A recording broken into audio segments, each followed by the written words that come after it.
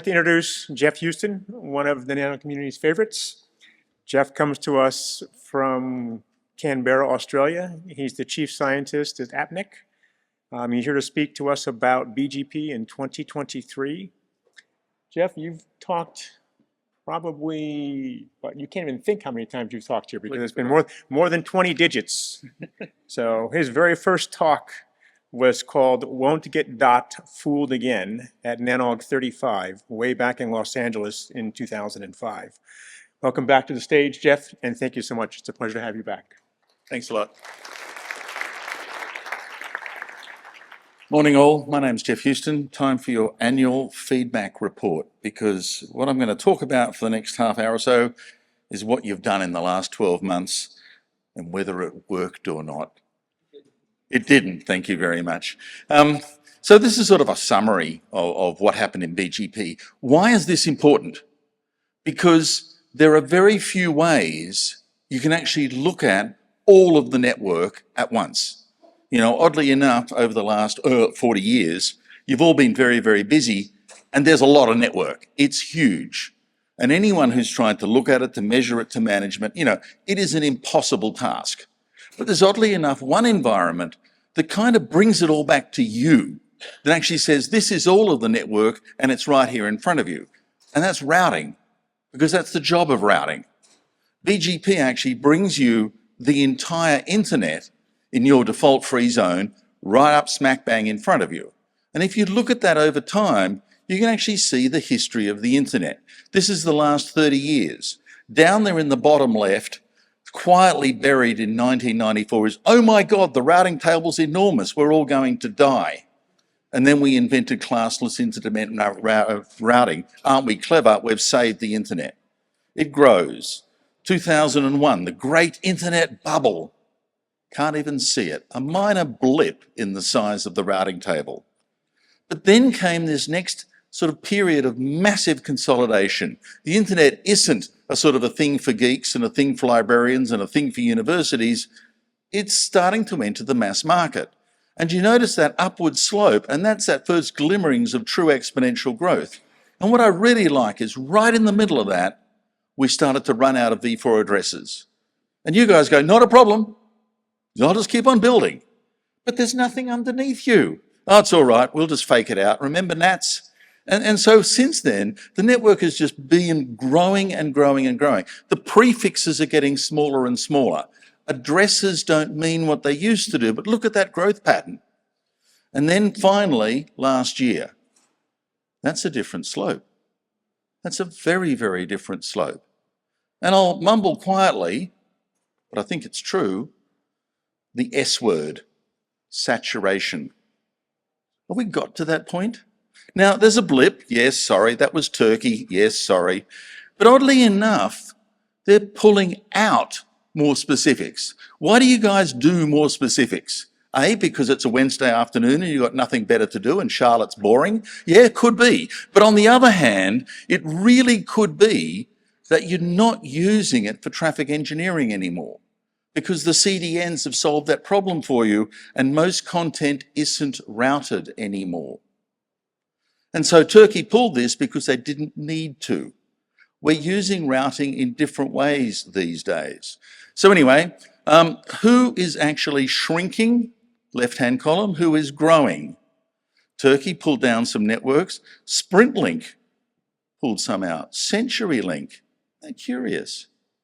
They're actually pulling down V4 routes over the last 12 months. But the fib sizes, routing blocks, isn't the entire story. This is advertised addresses. And the address span certainly is a different story. The growth isn't as strong. When we started to run out of addresses, the network started to run out of addresses. And that last growth, the last 13 years of growth in V4, has been done with no new addresses in any volume. None.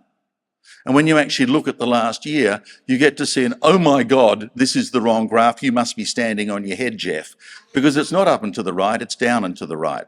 It's shrinking. And despite Amazon's efforts on the 22nd of August, thank you, Amazon, the amount of addresses in the network is still declining. And if you look at the total space, what's going on is the unadvertised pool actually rose by more than a /8. We pulled 18 million addresses out of the V4 network. This is not growth. This is the opposite. So the advertised address pool shrunk. What about the RIRs? Nothing. They're empty. There's nothing there. So, you can read as well as I can. So 6-year model, we were meant to mine the pool of unadvertised addresses and bring them back in. The unadvertised address pool was meant to actually go down and the advertised was meant to go up. In 2021, we stopped doing that. We stopped doing that. The price of V4 addresses in the transfer market has now slumped. It's almost half of what it was 2 years ago. It's not even a scarce resource that's in demand. It's a resource we're going, nah, who needs it? Who's getting rid of addresses? Who's reduced their address span? SprintLink, AT&T, Akamai, Google, Comcast. Why? It's an interesting kind of question, but it points to a different dynamic in today's network, that addresses aren't the fundamental currency of networking, which is heresy from 20 years ago. But you are living a different reality. Now, some of you might say, Geoff, you're completely wrong, completely wrong. We've all gone to V6, haven't we? Yeah, right. Let's have a look, because V4 has peaked. It's over. It's on the decline. So, what about V6? Well, isn't it exponential? This is cool. You're up to 200,000 routes, yay V6. And, 2023, well, it's not a big growth, but it is a growth. You can see some signs that, we're getting it together. This is, by the way, a fuzzy line. It's every pair of route views, every pair of risks, every 6 hours. There is a huge amount of data behind that graph. That's why it's got so many pretty colours. Some folk added some more routes, not locally, in Vietnam and in Hong Kong. So it's happening elsewhere. More specifics, which is a large amount of that growth. More specifics, it's now more than V4. Around 60% of the V6 network is more specifics. Half of them are /48s. /48s. You were worried about 24s in V4. /48s is the new normal in V6, and it's going to get worse. How many /48s are there in V6? More than your router can carry, ever. So this is not sustainable if that's the way you're going. Now, addresses versus routes. That's the advertised address span over the same period. It's not exponential. It's not. The true growth in V6 is actually far lower. And across 2023, it's the year of V6, no doubt. A lot of doubt. Because that growth is sluggish. There's not really a lot of deployment in 6 either. So it's not 4, it's not 6. The true growth of addresses in V6 was 1.6%. Isn't the world's population growing by 3%? Some other bigger number. So oddly enough, even if you look at that, you're starting to think about the S word again. Everyone's got numerous mobile phones, numerous devices, numerous things. What is left to grow into? So let's take that data and say, well, some of you might make gear. How big does the thing need to be? How large does your fib need to be? This is a shocking graph, because the most likely projection from the numbers is we've peaked. The most likely projection is what's happening this year, where addresses in V4 are losing value in the transfer market, where actually folk are getting rid of routes and getting rid of addresses. That trend says, well, 1 million was it. It really was. That's what the numbers say. True? I find this hard. I've lived for 40 odd years in it's always up and to the right kind of world. And this to me seems, again, heresy. I don't believe it either. But, if you're running a router that kind of goes at 1 million routes, like Optus, You would view this with some degree of confidence. Yes, we can get away with it. We've peaked. It's not going to get any worse. Yeah, it's numbers. So best fit, we peaked. Interesting. V6, exponential? No. Polynomial? No. At most, it's linear. And even then, it's sort of hard to sustain. It's not a big linear growth. So on the whole, it's sort of gentle. And it's really hard to say where this goes because most of that is not growth in V6. It's just you've discovered /48s and you're addicted. And you're just pushing out more and more of these more specifics because, you know, you've got nothing better to do with your life. And it doesn't really indicate a hard growth within the actual routing system itself. So is BGP about to die? No, it's not about to die. There's nowhere near it. Growth is really, really low. But as someone said many times, it wasn't me, I don't think, it's not how big it is, it's actually what you do with it. How, you know, the updates that go on. So it's not the routing table's really big, it's more you guys can't do routing. You do. You do it really, really well. And in fact, most of what you do is magic. This is V4 over many years, since around 2008. Orange line, or that yellow line at the top, size of the routing table. It's a distance vector protocol, one of the oldest protocols known to mankind, and one of the worst. One of the worst insofar as the more you try and route, the more unstable it gets. The more updates you see, this thing should have exploded in your face in a massive thermonuclear explosion about 10 years ago. It has not. The blue line is the number of updates per day. And you've never really managed more than 200,000. Which for modern routers is kind of, yeah, boring. What else do you want me to do? Oh, I'll do some crypto because, you know, nothing more to do with my time. And down the bottom is the withdrawals because the blue is churn. It's BGP finding an answer. The orange is actually a change. That route isn't there anymore, go figure. And that degree of withdrawal, true withdrawal, has been constant for over 20 years. Isn't that bizarre? That somehow there's the withdrawal factory. And collectively you've said, that's it, 20,000 withdrawals a day tops. And as soon as someone said, well, that's it, another withdrawal, the rest of you go, that's it, no more withdrawals. Got to wait until tomorrow because there's a quota on withdrawals and you can only be so unstable and that's it. So I find that very curious.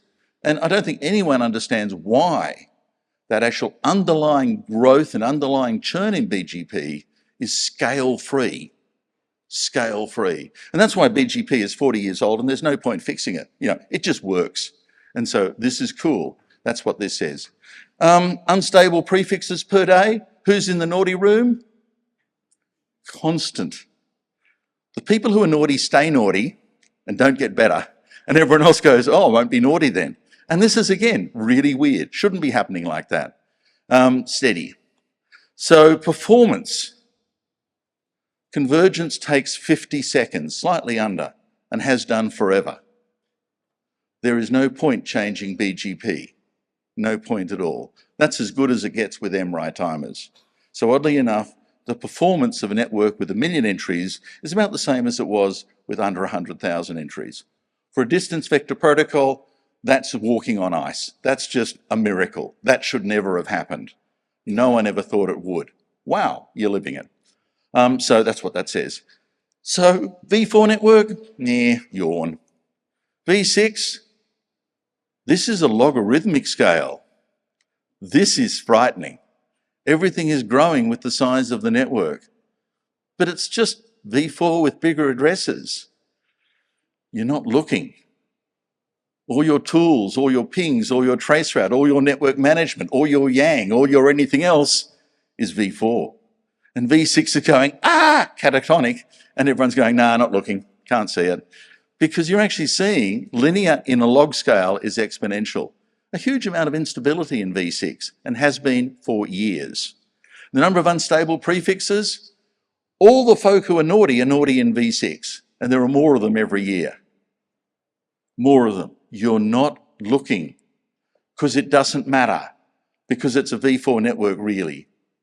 And nobody is brave enough to go V6 only with their customers. And because of that, you don't care. And if there was ever an argument to say, we network operators are essential, the fact that you don't look at V6 as a network operator actually shows you what happens when you don't. The stuff just goes out of control and grows exponentially in badness because you're not looking. And where you are looking in V4, got it under control, this stuff is really stable. Convergence is brilliant. It just works. Now, the only thing that's happened in V6 in the last 12 months, that tiny bit to the right, is convergence is getting back down again to 50 seconds. But before that, it was everywhere because no one cared. Tunnels, overlays, routes that went around the world 3 times, nobody cared. Nobody looked because all your tools are in V4, didn't see it. So it is getting better, finally, but you don't care because it's a dual stack network and V4 is actually where you make your money. So, you know, the naughty room. This is a weird graph. This is the distribution of naughty people, folk who contribute updates. And what you want is that there are updates coming. Most of you should do some updates in BGP because, you know, things happen. But there shouldn't be 2 of you, just 2 of you, contributing more than half of the updates. That's crazy. But in V6, the green, just 2 ASs do 50% of the update load in the last 2 weeks. And the rest of you haven't damped them out. You're kind of going, oh, fine, my router wasn't doing anything anyway in V6, just go for it. Update away, I don't care. So that's weird. It's kind of getting better, but at the same time getting worse. That asymmetry should not be there. So the conclusions on all this, BGP is just fine. It really is just fine. And there are a couple of reasons for that. The first is that routing doesn't matter. Really doesn't. What is the dominant content that you're shoveling through your networks to get to customers? Well, last night it was the Super Bowl. It was video. Where does the video come from? The other side of the planet or just over there? For most of the world, most of the traffic comes from a data center through an access network to eyeballs. There is no routing. It doesn't matter for those people.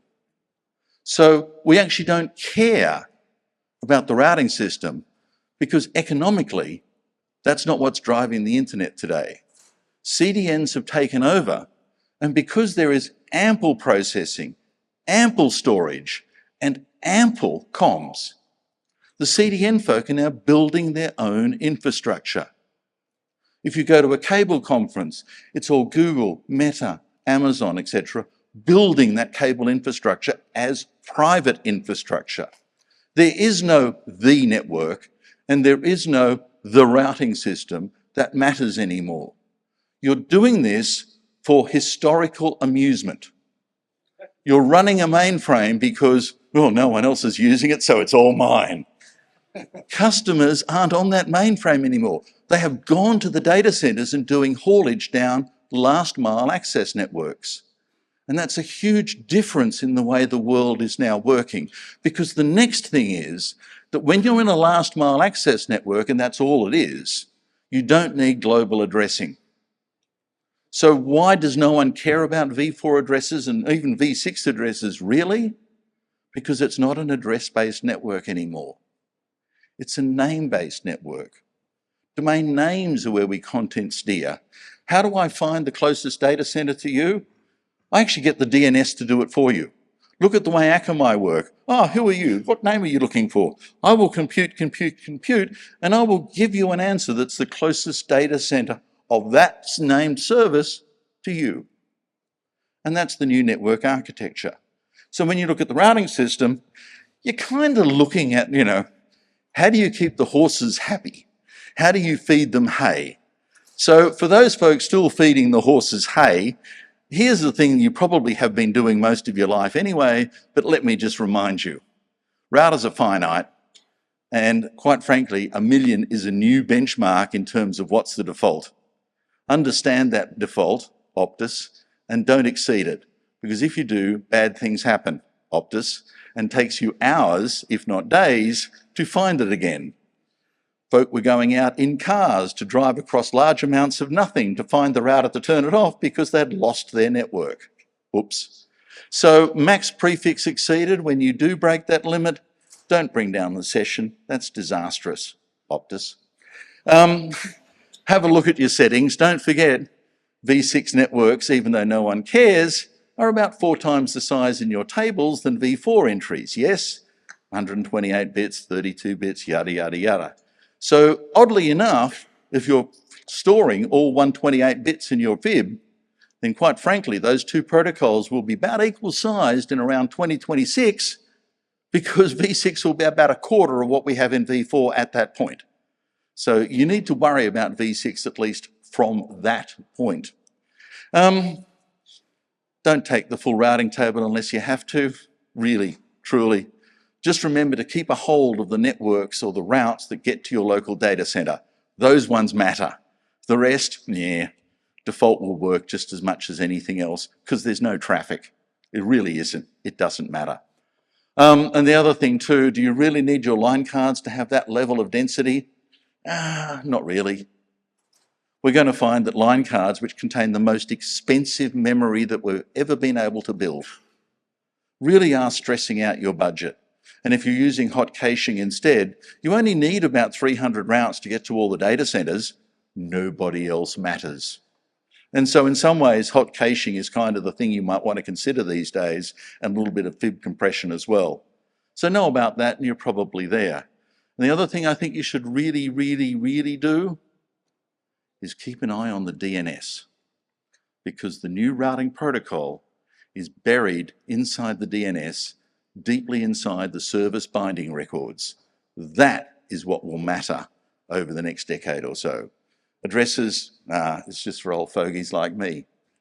With that, thank you very much. And if there are any questions, I would be happy to try and fend them off.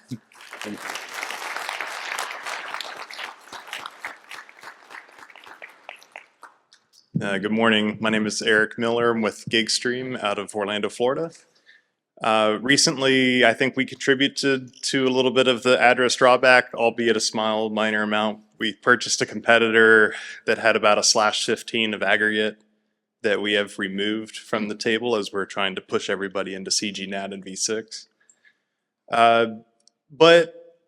I think my question is, how do you reconcile what you're talking about as maybe, if I heard you correctly, that we should be dampening routes with previous guidance that RIPE had given to say that because routers are powerful, we shouldn't dampen routes anymore? You don't run the world's most powerful processor in your router. That's true. You know, the cost of equipment is still a consideration for most folk, and it's not a big processing system, and it is a scarce resource. And generally, the other thing that's really a pain is when you're moving that down into your line cards, because that memory in the line cards, because you keep on buying 400 gig circuits, the packet rate is blindingly bad. And down there in the line card, they really are banging the rocks together. I have this destination address, most of the time 32 bits long, but okay, some of them are 128, and I've got to look it up. Yeah. And I've got a 1 packet interval, and damn it, the line rate is 400 gigabits per second. Your packet rate is blindingly bad. And the one thing that Moore's law has been unable to do is to up the clock speed on memory for the last 10 years. You've done all this fiber work. The fiber guys have killed their KPAs. The silicon guys are going, oh God, it's all too hard. So in essence, churn and updates are cost. And they're cost to your router and they're cost to you, because you've actually got to put sort of faster, better agility to process those updates and stuff them in your line cards, even if it only lasts for 10 seconds because it's a churn. Gotcha. What you want to do is back off. MRI is a brilliant idea.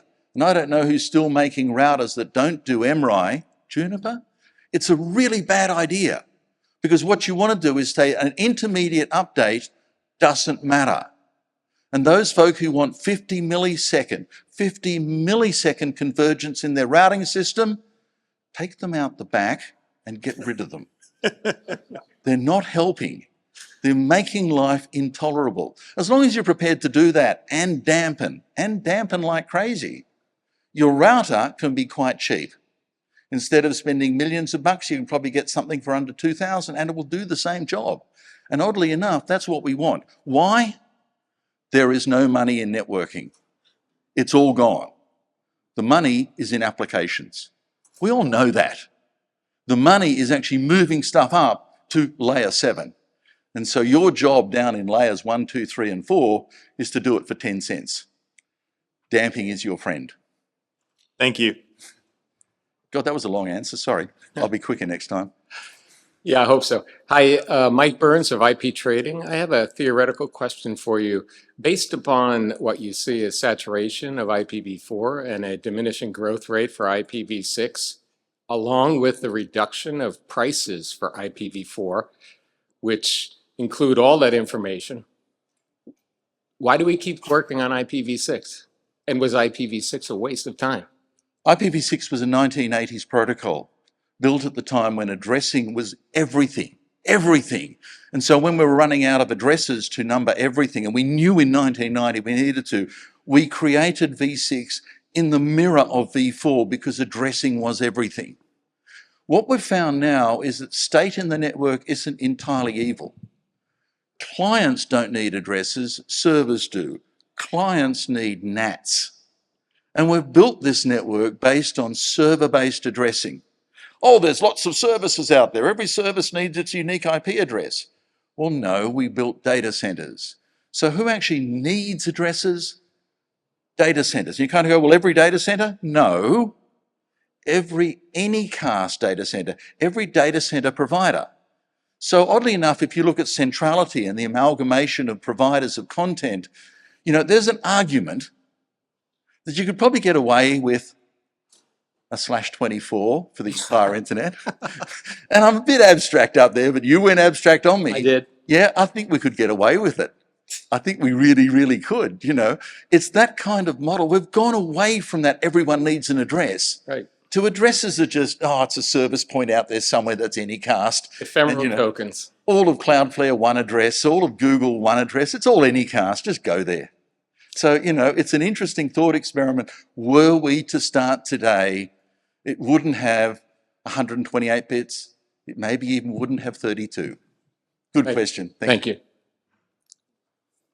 Hi, Jeff. Jared Motch. Hi, Jared. Hey, long time no see. I find it interesting you mentioned Mirai because, you know, the minimum route advertisement interval or out delay thing, because I was wondering, you didn't have any slides about the average AS path length and the ratio of the, you know, and the behavior between the two. Because if we're seeing this, I have a hypothesis that goes along with this, but I'm wondering, like, have you looked at that, you know, the average AS path length? It's flat, and where I am on the internet, it's 4.5. And what it says is, no one is more than 2 hops away from transit, no matter where you look. So the diameter of transit's around 4 ASs. And so that 50 is the average of all of the AS dimensions, and the average AS path length, slightly less than 2. So despite all this growth, it's still a really compact network. Why? Because the communications folk achieved their KPIs. That I can now lease, you know, transoceanic capacity for the same price as it used to go, you know, down to the next city. And so the network is still highly, highly compact, and that's meant routing isn't under stress. So when we have a protocol that has a 30-second default and you're saying it takes 50 seconds and your average distance is 2 hops, do you think that there's a direct correlation there? Totally. I've done that. I'd like to quote you the nanog where I gave you the distribution of AS path lengths and the, you know, the timings for convergence, but the two are exactly related. So the behavior of, I don't want to be someone's customer, I prefer to go direct to my transit, is reflected in the performance of BGP, the routing protocol. And thank God that it's happened, because otherwise we couldn't make BGP work. We have an online question. Matt Petach, sorry for possible mispronouncing. is asking, would you be willing to share the 2S numbers that are contributing 50% of the IPv6 routing instability? Oh God, www.potteroo.net/BGP/instability. I mean, it's all public. Nothing's a secret here. BGP is one of these, I've made a boo-boo, and everyone sees you. You know, there's no hiding. So yes, it is public data on my website, always. Thank you. Thank you. And I will hand it back to the session chair. Thank you very much.